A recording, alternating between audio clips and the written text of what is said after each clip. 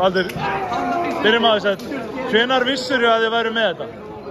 Bara þetta stífina upp í endan og þú veist, þá vorum við svona með sóknarfæri og þá fann ég þetta. Mér leið samt aldrei eins og við værum með þetta.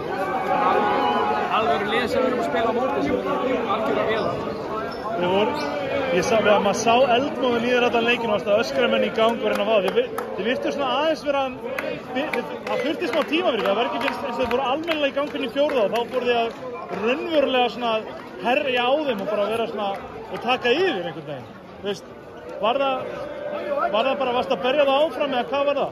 Já, ég meina, það þurfti bara meira aggression. Við vorum soft á tímabili og híklandi og það bara gengur ekki og þeir eru að sækja. Og ég meina, sem betur verið sóttu á réttum tíma og þetta gekk.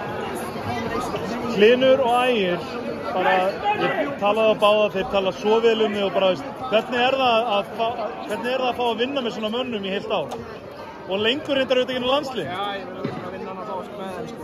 Og það er líka bara geggjað að vinna með þeim. Það er geggjað að vinna með öllum þessum strákum í þessu liði. Þú veist, þetta er bara frábært liðsheilt, menn execúta sín hlutverk og þeir eru bara geggjað. Það er bara það. Það er aldrei fyndið að sjá, við svo tala um liðsheilt, að sjá Ægir svona hrista hausinn eiginlega þegar hann fekk MVP, en það bara svona, ég átti ekki skila, ég veit ekki alveg hvað var að hugsa, mér finnst svona fallegt einhvern veginn, því að ég er þessi sammála, liðsheildin var dálítið það sem vann þetta hjá ykkur. En hvernig var hvernig var að undirbúa leikinn, ekki vitandi hvort að Sjakk er með eða ekki?